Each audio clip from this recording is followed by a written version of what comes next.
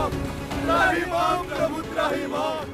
भगवान, एक विकराल अंधकार समस्त सृष्टि को आच्छादित करना चाहता है। अपनी असामान्य शक्तियों के बल पर एक राक्षस ने तीनों लोगों को अपने अधीन कर लिया है प्रभु। संपूर्ण संसार के जीवों में हाहाकार मचा हुआ है प्रभु। यदि शीघ्र ही इसका उपाय नहीं किया गया तो पृथ्वी का अंत निश्चित है।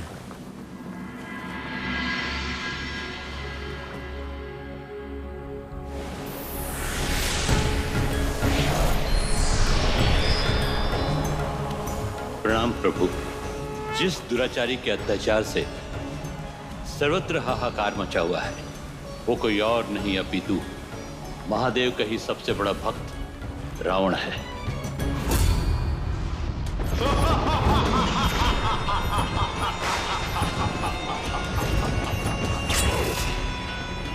ऋषि मुनि, महिलाएं, मंदिर, वेद पुराण कुछ भी सुरक्षित नहीं है।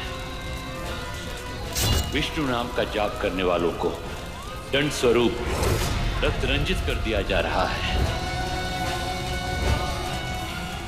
धरती पर भक्ति की शक्ति क्षीण हो रही है प्रभु। वयम रक्षामम, हम ही रक्षा कर सकते हैं। तो अपने अहंकार के कारण रावण ने स्वयं को अमर मान लिया है। एक प्रकार से वो अमर ही हो चुका है प्रभु। मैंने स्वयं उसे वरदान दिया है, न उसे देव मार सकते हैं और न ही दानव, न पशु, न किन्नर और न ही गंधर्व। और नर ब्रह्मदेव?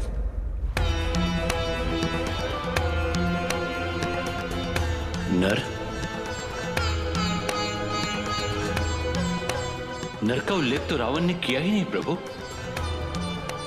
उसे लगता है कि एक नर के हाथों उसकी मृत्यु हो, ऐसा असंभव है। और आपको क्या लगता है ब्रह्मदेव? प्रभु, ब्रह्मदेव, दुष्ट अधर्मी चाहे कितना भी चतुर क्यों ना हो जाए, किंतु विधाता कोई ना कोई काट अवश्य छोड़ता है जो उसके विनाश का कारण बनता है। रावण की मृत्यु का कारण मेरा ही नर अवतार होगा, मेरा राम स्वरूप, मेरा राम स्वरूप।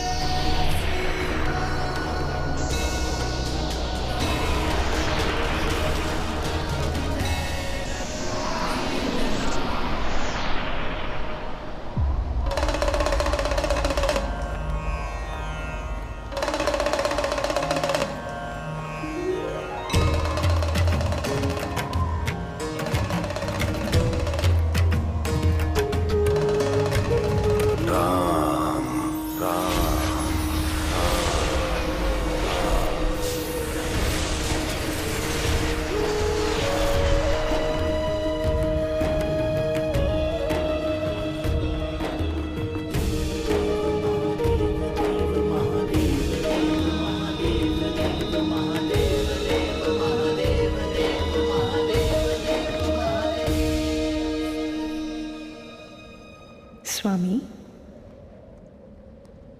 आपके मुख से राम का नाम, ये राम कौन है प्रभु? देवी, प्रश्न ये पूछिए कि राम क्या है?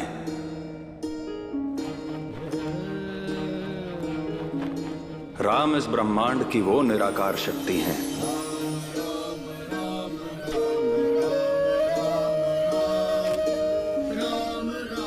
जो इस सृष्टि के कण कण में समाहित हैं। मनुष्य में, वानर में, देवों में, दानवों में, सब में राम समाहित है। जो ब्रह्मा बन के सृष्टि के रचयिता हैं, विष्णु बन के पालनहार और शिव बन के संहारक। राम इस ब्रह्मांड का परम सत्य है। महादेव, इस परम सत्य को आज आपके द्वारा वर्णित करने का कारण यह है देवी कि उस निराकार राम के साकार रूप लेने का समय आ गया है और इस अलौकिक रचना में हम एक महत्वपूर्ण योगदान करने जा रहे हैं।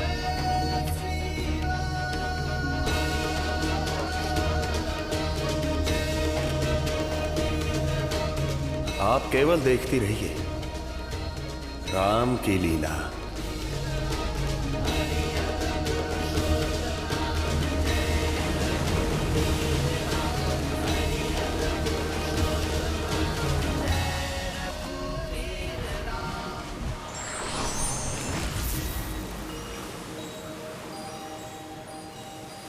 ब्रह्मदेव, आपके वरदान का मान रखने के लिए मैंने मानव रूप में अवतार लेने का निर्णय तो ले लिया है, किंतु रावण का वध करने के लिए मुझे कुछ ऐसे कार्य करने होंगे जो मनुष्य के लिए संभव नहीं है, और मैं स्वयं मानवता की मर्यादा का उल्लंघन नहीं कर पाऊंगा। इसलिए मुझे सहायक के रूप में एक ऐसी महाशक्ति की आवश्यकता होगी जिसका ब्रह्मांड में कोई तोड़ ना हो। केवल धर्म की स्थापना और अधर्म के विनाश से ये सृष्टि नहीं चलती ब्रह्मदेव। भक्ति की लौ को भी प्रज्वलित रखना होगा जो धर्म को सदैव दीप्तिमान रखे।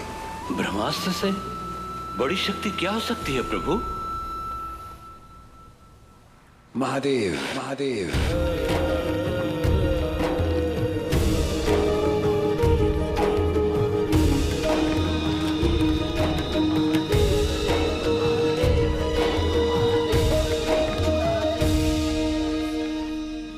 क्षमा करें प्रभु, आप स्वयं मानव अवतार में हैं और उस पर आपके पास ब्रह्मास्त्र। तो प्रभु महादेव आपको ऐसी कौन सी शक्ति प्रदान करेंगे जो रावण के संहार में आपकी सहायता करेगी?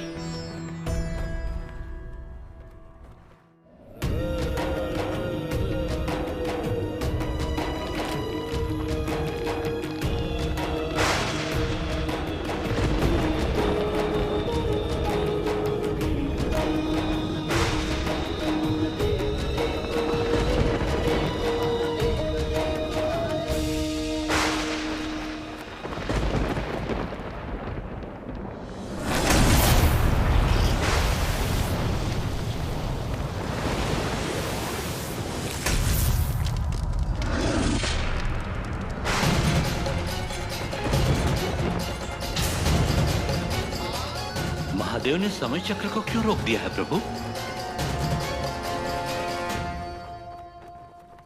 आइए ब्रह्मदेव, स्वयं महादेव से पूछ लेते हैं।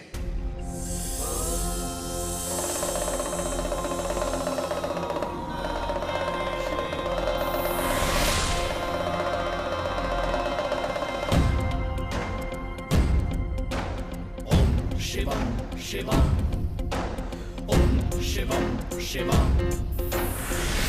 शिवम शिवम, ओम शिवम शिवम।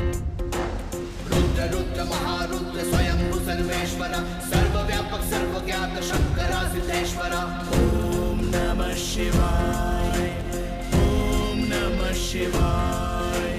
रुद्र रुद्र महारुद्र स्वयं सर्वेश्वर, सर्वव्यापक सर्वज्ञात शंकरा सिद्धेश्वर। ओम नमः शिवाय।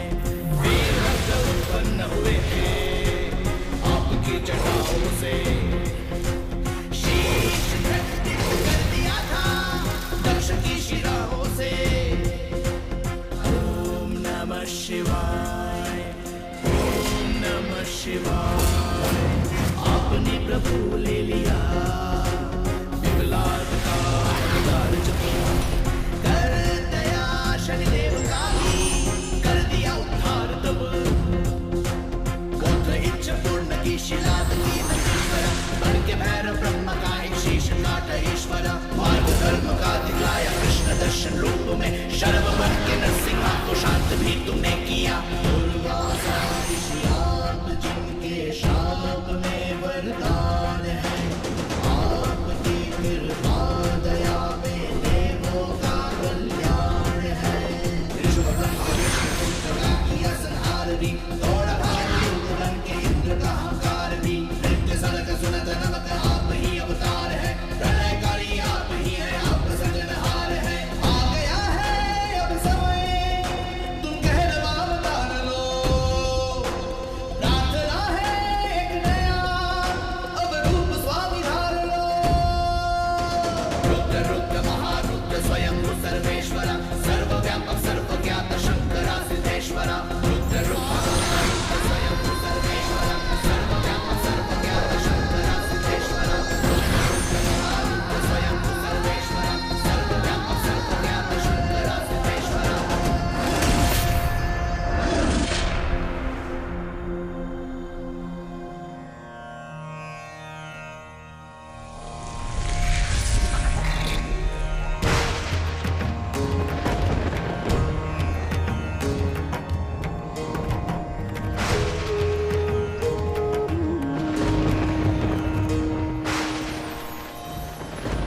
हे महादेव, आपके इन 10 रुद्र अवतारों ने इस सृष्टि में शक्ति का नया मापदंड स्थापित किया है, किंतु अब समय है आपके 11वें और आपके सबसे पराक्रमी अवतार के जन्म का, जो शक्ति के साथ साथ भक्ति का नया अध्याय लिखेंगे।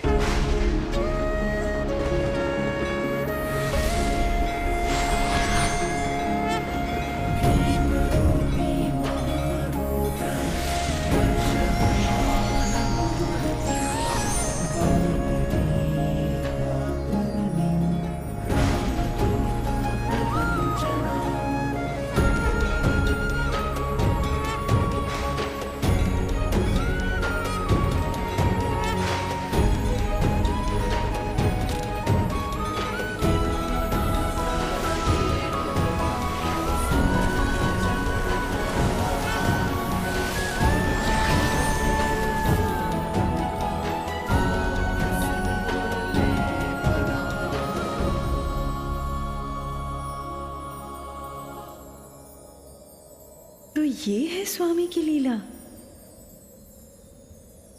प्रभु, आपके राम अवतार में हमारे 11वें रुद्र अवतार हनुमान आपके परम भक्त बनकर आपके सहायक बनेंगे। हमारी ये भेंट स्वीकार कीजिए।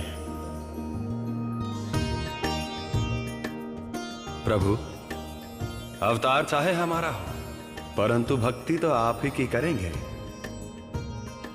तो अपने इस परम भक्त की अलौकिक यात्रा के विषय में आपने कुछ तो सोचा होगा प्रभु।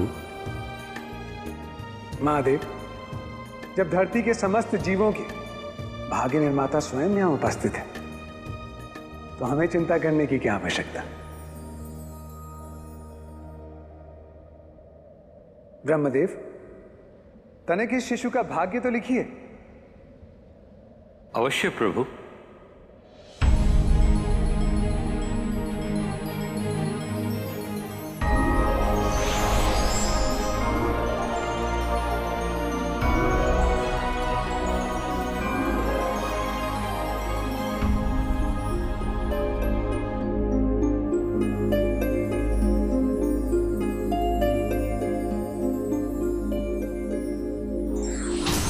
असंभव। क्या हुआ ब्रह्मदेव? मैं शिशु का भाग्य लिखने में असमर्थ हूं प्रभु। आज से पूर्व ऐसा कभी नहीं हुआ। यदि मैंने इसका भाग्य नहीं लिखा तो यह सृष्टि के सभी नियमों से परे होगा प्रभु। ना तो कोई तर्क इस पे लागू होगा और ना ही कोई सिद्धांत, ना प्रकृति से बांध पाएगी और ना ही कोई पदार्थ। कैसे इसके कर्मों का विचार होगा प्रभु? कैसे निर्धारित करेंगे इसके गुण अथवा दोष? ऐसे असमंजस की स्थिति में हमने स्वयं को कभी नहीं पाया प्रभु, और ना ही कभी ऐसे अभूतपूर्व घटना का साक्षी रहा हूं। ब्रह्मदेव, ये वही मां शक्ति है जिसकी हम बात कर रहे थे, जिसका वर्णन हमने कैलाश आने से पूर्व किया था। ब्रह्मास्त्र से भी बड़ी शक्ति, जिसमें होंगी अलौकिक शक्तियां।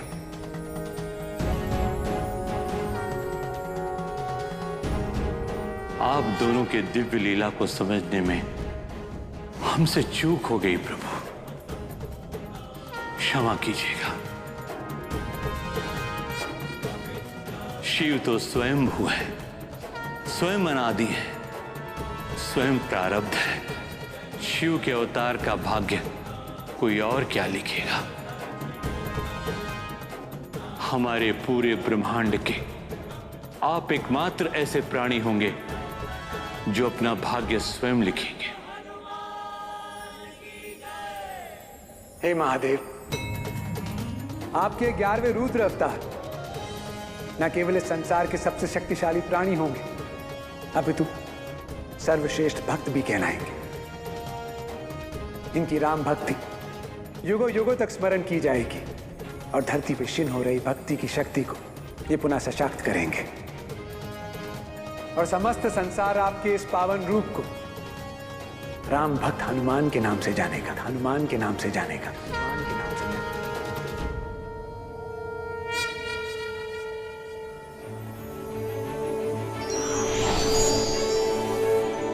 अवतार तो आपने पहले भी लिए हैं स्वामी, किंतु इस बार जिस प्रकार आप इस लीला में रम गए हैं वैसा पहले कभी नहीं देखा। क्योंकि वो लीला भी विशेष है और अवतार भी। तो इस विशेष अवतार की उत्पत्ति के लिए किसे चुना है आपने स्वामी? अर्थात कौन है वो तेजस्वी माता जो अपने दिव्य गर्भ में आपको धारण करेंगी? वो लीला भी साथ साथ आकार ले रही है प्रिय। हनुमान की माता है, कोई साधारण स्त्री तो हो नहीं सकती। आप बस इतना समझिए कि साहस और संवेदना का ऐसा मिलन संसार की किसी और नारी में नहीं मिलेगा।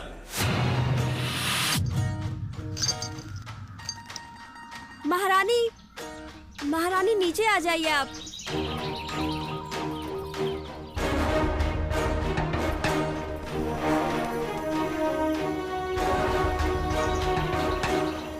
हम किसी सैनिक को ऊपर भेज देते हैं, कृपया नीचे उतर आइए महारानी।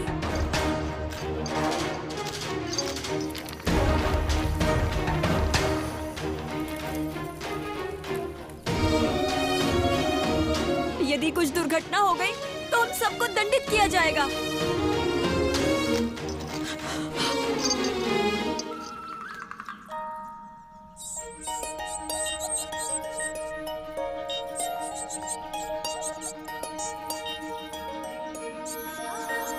कुछ नहीं होगा तुम्हें, हम हैं ना।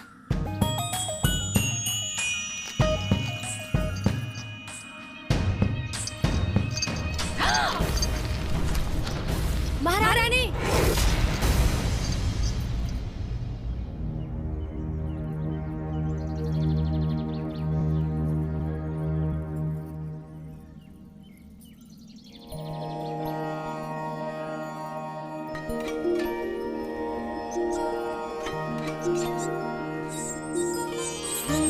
कहा था ना, कुछ नहीं होने दूंगी तुम्हें।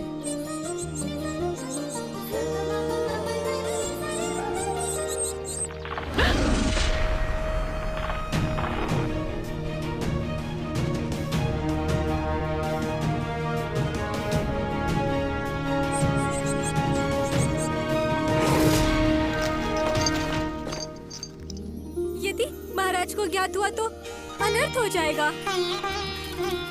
चलो चलकर राजमहल में सूचित करते हैं। हाँ हाँ, चलो। लो, पहुंच गए तुम अपने घर। अब तुम बिल्कुल सुरक्षित हो। और हाँ, अब तनिक सतर्क रहना, अधिक फुदकने की आवश्यकता नहीं, फिर से गिर जाओगे नीचे। अरे, फिर से फुदकने लगे? पहले ठीक से उड़ना तो सीख लो।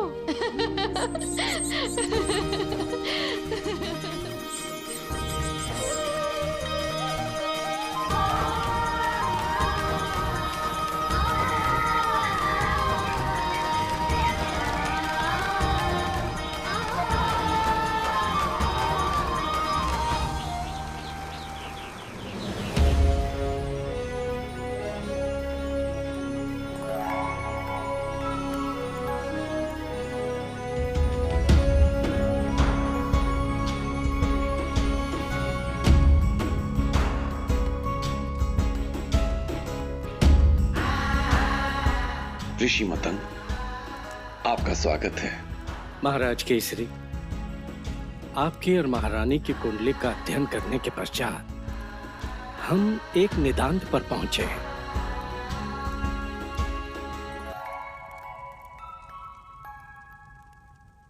आइए, पधारिए। महाराज केसरी, प्रकृति ने इस महल में आपके शिशु के किलकारियों का योग रखा है। अर्थात मेरे भाग्य में भी पिता बनने का योग है गुरुदेव। हाँ है, और महारानी के भाग्य में मातृत्व का भी योग है, किंतु मार्ग बहुत कठिन है।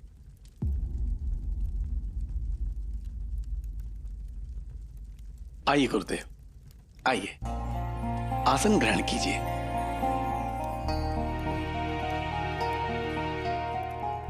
गुरुदेव, आप तो भली भांति जानते हैं संतान प्राप्ति के लिए इतने वर्षों में हमने क्या कुछ नहीं किया। कठिन ही सही,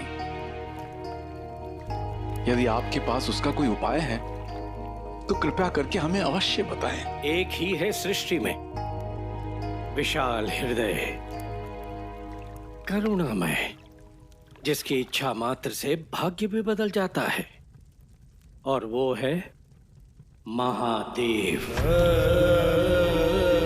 केवल महादेव की कृपा से पुत्र प्राप्ति हो सकती है केसरी। उनकी तपस्या करनी होगी, अंतर मन से उन्हें पूजना होगा, परंतु ये तप अत्यंत कठोर है। किसी साधारण जीव के लिए तो मान लो इस तप को पूरा करना अत्यंत असंभव है। हम पूरा करेंगे ये तप।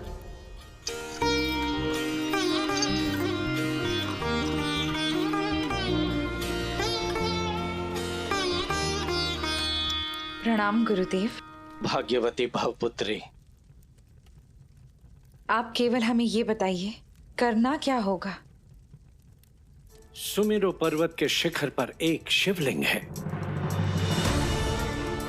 गुफाओं खंडरों से होकर कटीले रास्तों पर पैदल चलकर निर्जला व्रत रखकर वहां तक पहुंचना होगा। और स्मरण रहे, ये पूरी यात्रा एक जलते हुए दिए को अपने हथेली पर रखकर तय करनी होगी, और अंत में उस ज्योत को शिवलिंग के समक्ष स्थापित करना होगा। हम करेंगे गुरुदेव।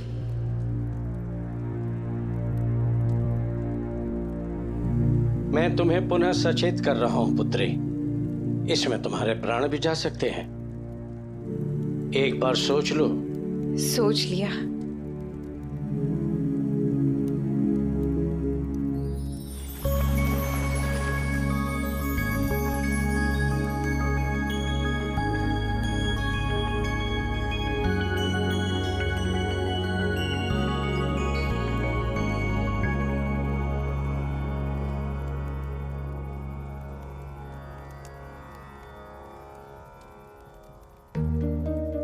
प्रिय, कहीं हम भावुकता में कोई अनुचित निर्णय तो नहीं ले रहे? क्या आप निश्चित हैं कि आपको ये तप करना ही है? जितना हमारे लिए आपका प्रेम है, उतना ही दृढ़ हमारा ये निश्चय भी है। मातृत्व का सुख पाने का यदि यही एक मात्र अवसर हमारे पास है तो हम इसे छोड़ेंगे नहीं। और इस प्रयास में हमारे प्राण भी चले गए तो भी खेद नहीं।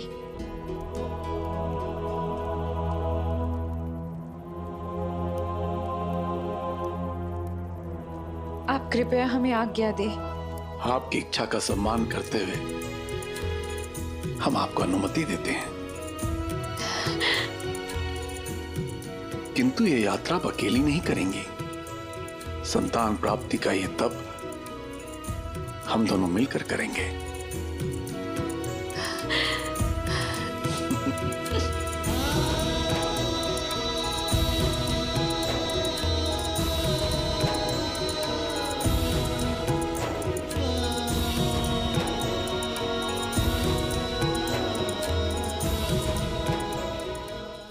भोलेनाथ से आग्रह करूंगी कि हमें उन्हीं के जैसा पुत्र प्राप्त हो।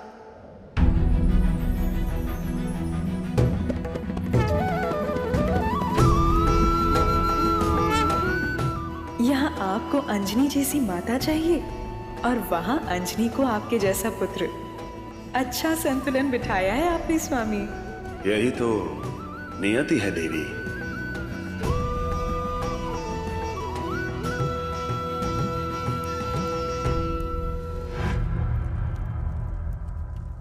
अब ये यात्रा प्रारंभ होती है। स्मरण रहे, ये कार्य अत्यंत कठिन है।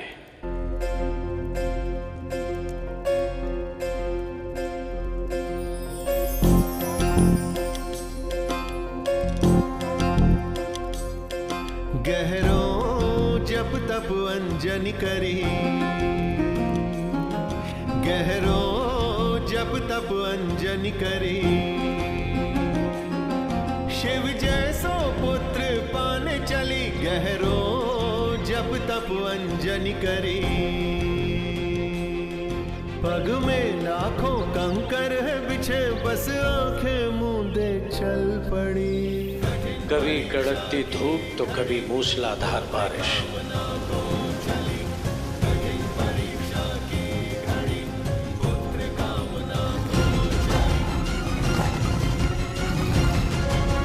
हिंसक, भयानक, जंगली जानवरों से होगा मार्ग में सामना।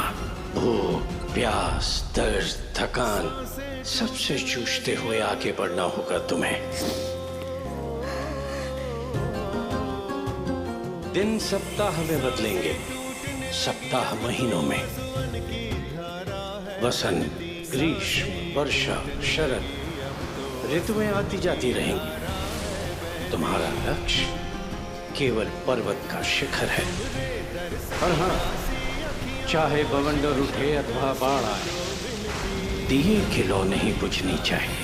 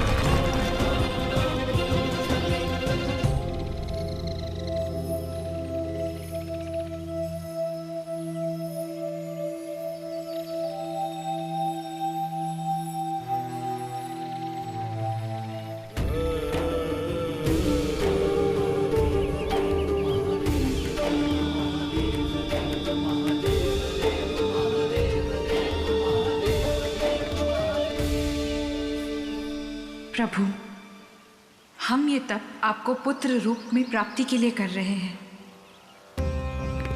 यदि आप हमारे तप से प्रसन्न हुए तो कृपा करके हमारी मनोकामना पूर्ण कीजिए।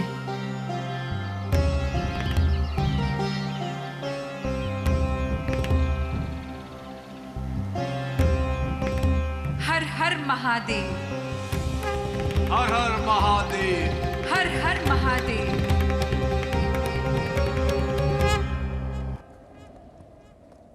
ऐसी दृढ़ता, ऐसा वात्सल्य बहुत ही दुर्लभ है। मैं पुनः कहूंगी स्वामी, आपके वानर रूपी अवतार के लिए आपको अंजनी से अच्छी माता मिल ही नहीं सकती। अंजनी की पुकार में जो सच्चाई है, एक माता होने के कारण मैं अनुभव कर सकती हूँ। यदि भक्त अंतर मन से पुकारेगा तो भगवान को तो सुनना ही होगा। इस लीला का अगला चरण है इस ज्योति पुंज को माता अंजनी के गर्भ में स्थापित करना। पर प्रभु, ये शिशु का तेज ऐसा है, हर कोई नहीं ले सकता।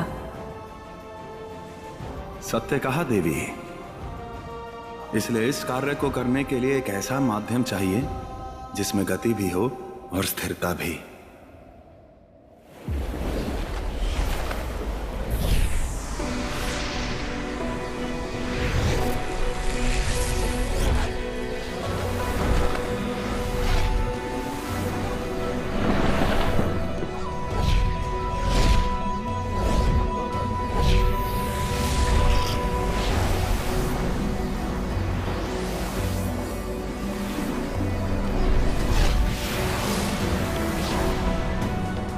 ये कौन है जिसकी गति हमारे समान है?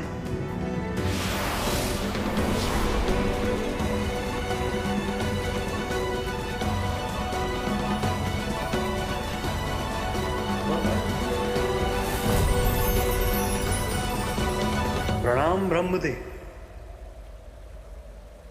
पवनदेव, अंजना और केसरी पुत्र प्राप्ति के लिए महादेव की घोर तपस्या कर रहे हैं और महादेव ने उनकी प्रार्थना स्वीकार कर ली है। आप वानरों के कुल देवता हैं पवन देव। इस कारण इस शिशु को अपने वायु वेग से देवी अंजनी के गर्भ में स्थापित कर दें। उचित है ब्रह्मदेव। ये एक महालीला का प्रारंभ है और आपके इस योगदान के लिए समस्त सृष्टि इस शिशु को पवन पुत्र के नाम से जानेगी। हम आपके आभारी हैं ब्रह्मदेव, जो आपने इस महान कार्य के लिए हमें उपयुक्त समझा।